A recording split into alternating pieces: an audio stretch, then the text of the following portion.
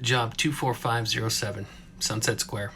This is in Bellingham. This is for Let's Pave. They have a contract right now with Kimco for this property, and if we can come within the budget, then we will get the job, and it's supposed to be done, they said, by mid-September, but because they're late by 2 weeks, it'll probably get extended to the end of the month, end of September. Okay, and the scope of work got reduced just this morning. So the budget number for this project is, I believe, $57,293 or better. Okay, and then what we're bidding on is the area number 1, which is up here, area ADA area number 1, and then we're going to bid on alternate B, which is area number 3. You can see the surrounding stores are Joann. I can't remember what's here at this place right here, but you got Rite Aid, Safeway. Yeah, so right now we're just trying to get some budget numbers turned in. It doesn't need to be reviewed by the manager yet. We just got to see, once we start plugging this stuff into our spreadsheets, if we're going to come in at 57,000 or under. Okay, so we're going to look at this area, area number 1 right now. Okay, so what it entails is concrete removal, some asphalt removal, so we can make this ADA compliant on this walkway going across and over to these angled parking stalls, where they want to also cut out the asphalt and make this ADA compliant, 2% or under in all directions on the ADA stalls and the crosshatch.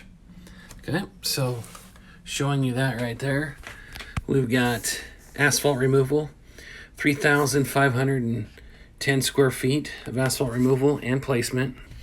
Okay, and according to the details, it says that it is 4 inches of remove and replace on the asphalt, okay? 4 inches. You've got asphalt pavement base course, and then you got surface course. So it looks like it could be like an ATB that goes down, and then potentially like a final lift, but I think what they're doing is just 2 different 2-inch lifts. Okay, so 4 inches total. Well, let me back up a step. That was the wrong detail. I needed to look at this detail, which is AP-RRR for asphalt remove, regrade, and replace. It doesn't say the thickness of it. It just says match existing asphalt surface course and then match existing asphalt base course. So I'm going to say we probably should still put in 4 inches, okay, just to be safe. 4-inch depth. Okay, so we've looked at the asphalt. Now we're going to look at this concrete right here. This is concrete sidewalk, which also has integral curb in front. Okay, so that concrete right there, it says that we're supposed to remove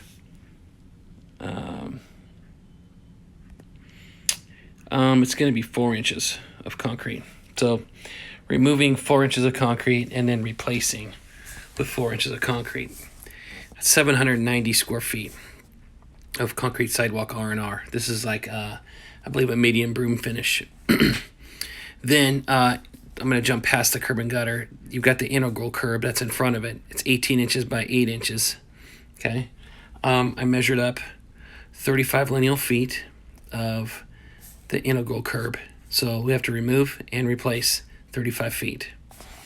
In that curbing, we need to have 70 feet of number 4 rebar. Okay. So it's going to have this 4-inch sidewalk, and then it's going to have this thickened end section here, which you can see the 2 rebar spikes, or the 2 rebar sticks in there that are 35 feet each. And that's why I got 70 feet. Okay. But that's an 18 by 8 thickened edge there. Then you've got curb and gutter. There's 30 feet of curb and gutter to remove and replace, and that is right there in the purple. So as you go across on the parking lot, you get over to the ADA section there, and we need to remove and replace 30 feet of curb and gutter.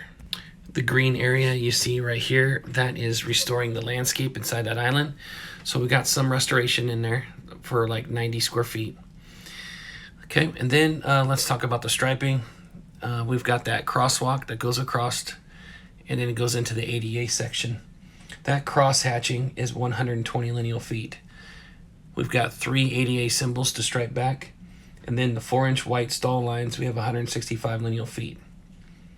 Okay. Inside this stall right here is an ADA sign and post. It's a typical ADA signs. We need 2 ADA sign panels. We need 1 Telspar post that's like 10 feet long. And then it's a 2-inch by 2-inch, Telspar post. That is going to sit inside of a 6-inch diameter pipe bollard. So we need to put a pipe bollard in there. And this is the detail. 7 foot long, 6-inch diameter. We need to paint it yellow.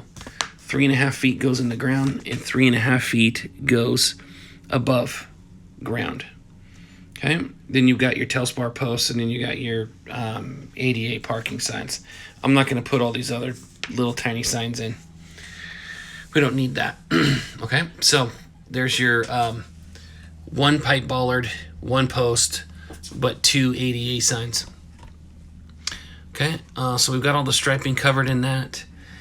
There's one last thing you'll notice that is in pink right up there. That right there is structure adjustment. And what that is at the very end of the sidewalk, you've got that drain right there.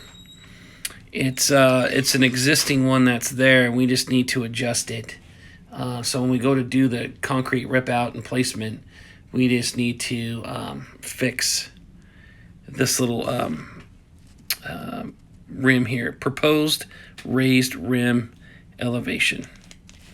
Another good view of that would be right here. I believe. I could be wrong. No, I think that's it. It says adjust structures upward with precast rings or brick and mortar under the frame. Adjust manholes downward by removing core and barrel sections of the brick. So we're just basically doing an adjustment on that, and there's just one of them.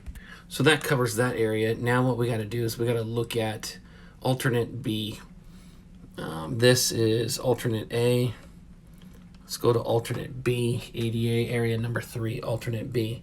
Now this section right here is very close to the base bid section that we're talking about right here. Okay, that's the base bid. And then right next to it on the right of that is this area, starting from the left. Again, we've got asphalt to correct out here. And then we got concrete. So we got asphalt removal and replacement, 1,116 square feet at 4-inch depth. Concrete sidewalk removal, we've got 1,234 square feet. That means we're putting back 1,234 square feet as well. We're just adjusting the slope percentage on it. The integral curb removal ends up being 50 feet, going from here all the way over to here. Yep, so you got about 50 feet of integral curb to remove and replace. That's 18 inches by 8 inches wide. 18 inches tall, 8 inches wide. Okay, so 50 feet of that. Within this area, there's a concrete ramp that we'll end up putting in right here, I believe. I'm not sure what type of ramp they want because I don't see the detail in here, but let's go ahead and include a 2x3 truncated dome for that concrete ramp. Okay, so labor on this. I'm thinking that we've got a 6-man crew to do the work for 1 day on the base bid. And then on alternate B, we've got about the same. It'll be less. It'll be 1 day, but we'll probably still put either a 5 or 6-man crew on it. Okay. On the concrete removal, I believe that is a 2-day process. On the curb, on the concrete concrete sidewalk and integral curb. I believe that's about a two-day job. This concrete that's down here, I believe that would also be a separate 2-day job. Okay. Maybe it can be done in one. If it can, that'd be great. But that's it. That is the quantities for this right now. There's nothing else. Well, I take that back. There's just a tiny little bit of striping right there. So go ahead and add cross-hatching to the pricing for alternate B. Or is that called alternate B or area B? It is called,